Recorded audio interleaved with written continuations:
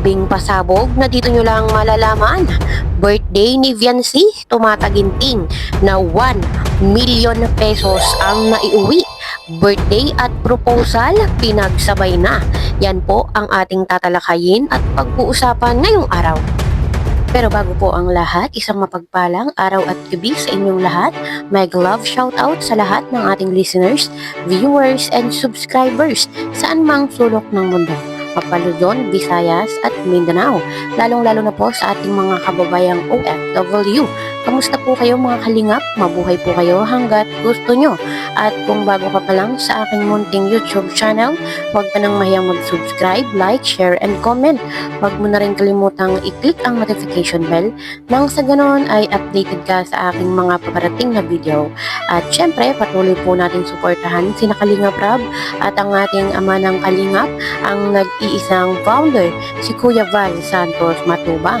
Kung maaari po ay no skip ads nang sa ganon ay mas marami pa tayong malingap na nangangailangan. At kunting paunawa po kung maaari ay tapusin niyo muna ang kabuuang video nang sa ganon ay akma ang inyong mga komento. Saka pala Viancy. Tingin ka dito. Gusto ko lang paalala na hihintay ako. Hihintayin kita. Hihintayin kita. Sigurado po kayo dyan. Sigurado. Maghintay ko saan? Maghihintay saan? Maghihintay sa'yo. Ikaw. Sa akin po. Maghintay ko sa akin. Ano ba? Napahirapan mo naman ako. Hindi ko man po kayo naiintindihan. Maghihintay sa... Maghihintay sa tibong. Tagal pa po. Hindi pa yung... Marapit na yun. Minsan ba kasagi sa isip mo no? Kapag ayan, 18 ka na, no? Legal age na pwede na maging tayo. Ayun, narinig niyo naman po mga kalingap ang usapan ng EDSI nung nakaraang taon at sabi nga po dito ni Kalingap Edu ay hihintayin niya si wifey hanggang sa ito ay mag-18 years old na. So, ano na po kaya ang nangyari lalo na po kagabi? Ano kaya yung mga naging kaganapan? At talagang excited na po ang lahat na makita at mapanood ang mga nangyari. Hintay-hintay lang po tayo mga kalingap at talagang sabik na ang lahat na mapanood ang nag-iisang engrandeng dibo ng ating Bibi Viancy.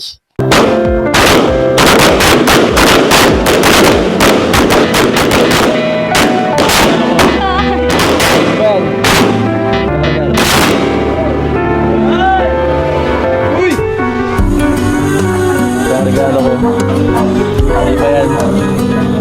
2 minutes. Ito alam ko. Palaging ulit-ulit yun na ano. Nabigay sa'yo na ito, no? Pero ito, iba ito. Galing to sa akin. Ako talaga na ganun ito. Ako talaga na. Ito. Inisip ko talaga. Alam ko parang wala lahat. Parang dati-dati lang. Singsing. Ito. Kasi nagano ko talaga inisip ko. Itong gagawin kong ano parang tanda. Tanda po ng... Hanggang suit mo to. Hindi ako mawawala sa'yo. At hanggang suit mo yan. Kahit anong request mo, nandito lang ako. Para sa'yo. Ito. Alam ko, parang corny na. Pero, totoo yun. Totoo. Sinabi ko. Tama. Ganda yan. Thank you po. Thank you. Huwag mo nawawala. Wala. Sa inyo po galing yan.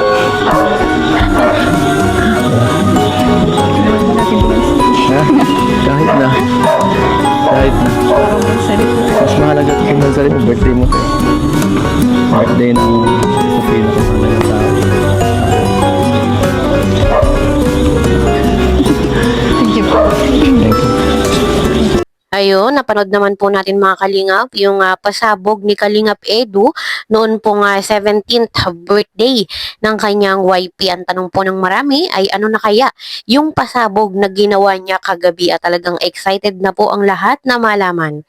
At tulad po ng pangako ni Kalingap Edu na hanggat suot daw po ni VNC yung singsing na ibinigay niya ay hindi siya mawawala sa tabi nito. At dahil nga po mga Kalingap nasa wastong edad na ang kanyang wifey, ay ano kaya yung pangako naman niya ngayon?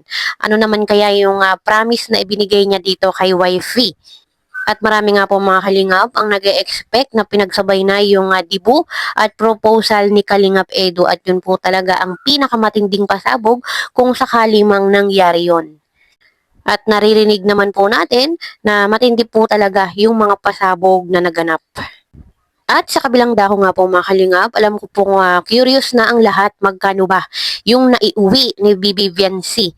Ito ba ay tumataginting na 1 million pesos? Alam naman po natin mga Kalingap na talagang marami po ang nagbigay at nagpaabot ng regalo dito nga po kay Viancy, mapamani bouquet or cash o kung ano man pong salapi or gold. Alam ko pong ito ay siguradong tumataginting na 1,000 po ang halaga. Alam naman po nating lahat na pag meron pong celebration, lalo na po pag birthday ang isa sa ating mga Kalingap Angels, ay talagang umaapaw ng mga biyaya, umaapaw ng mga blessings na talagang halos lahat ay ibigay na. Kaya kung magkano man po yung naiuwi ni Viancy, kung ito man po ay 1 million pesos, ay talagang pinagpala po siya. At meron pong mga mabubuting sponsor na handang tumulong at magregalo sa kanya para po makaipon siya, para po makatanggap siya ng ganong kalaking halaga. Di ko alam kung magkano lahat ang perang nakuha ni Beyonce, pero alam niyo mga kaibigan, million din po yung lahat kasama yung yung bayad dun sa function hall sa Pineapple Resort, pagkain, opo, million din po lahat yan mga kaibigan. At dinagsa po ng iba't ibang supporters mga kaibigan. Si Papa Ido, mayroon ding nakuha, malaki-laki rin yung nakuha ni Papa Ido. Kulang-kulang 200,000 yung kanyang natanggap na biyaya po kagabi. At sa lahat po ng mga vlogger po, mga keyboys, marami rin mga nabigyan po ng biyaya kagabi